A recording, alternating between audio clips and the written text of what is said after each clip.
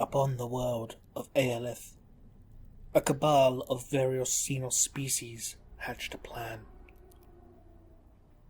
They dispatched one of their agents, a human perpetual named John Grammaticus, to track down the enigmatic Primarch Alpharius Omegon of the Alpha Legion.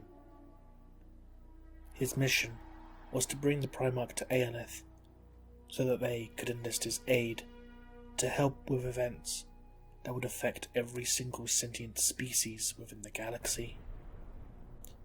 John Grammaticus tracked down the Alpha Legion to the world of Nurth, and through subtlety and deception found his way to the Primarch to seek his audience.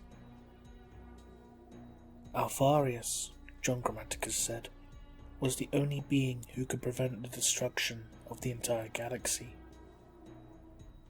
Alpharius, either out of trust or curiosity, agreed to travel to Aelith with his legion once Nurth was made compliant.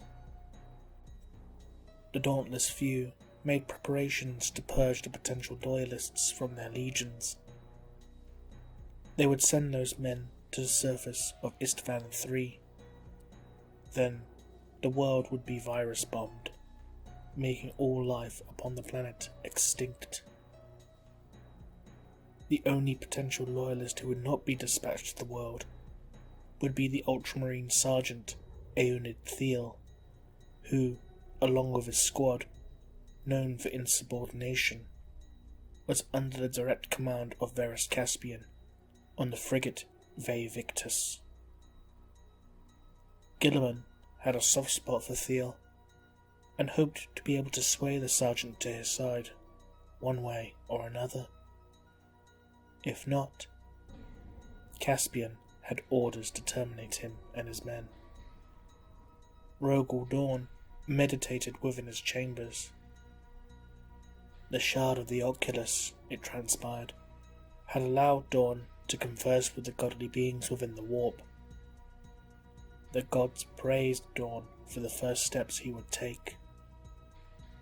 They showed him visions of the war to come, of fire, blood, screaming, and dying.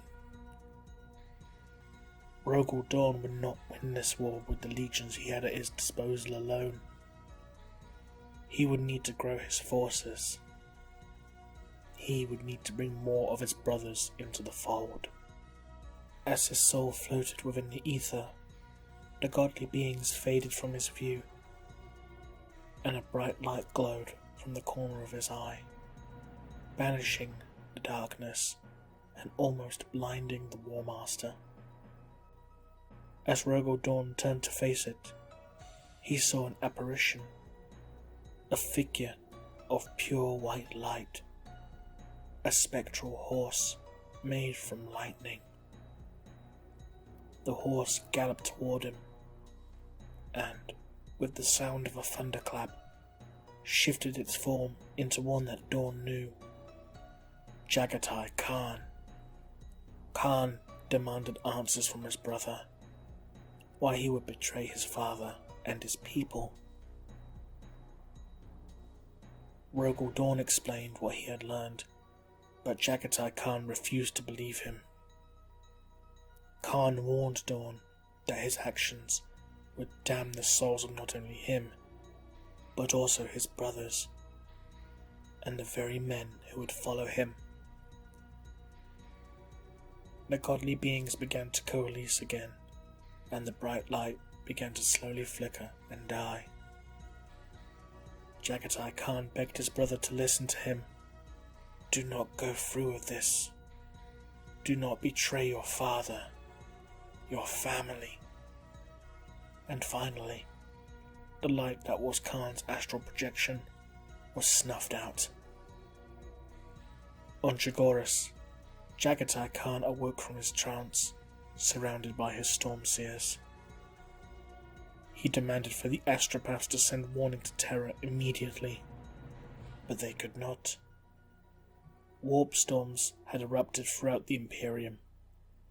Astropathic messages would be next to impossible to send or receive. The Khan clenched his fists and in his frustration put his hand through a wall. There was only one chance he had left to warn his father in time. He demanded all of the Stormseers gather and prepare for the inevitable.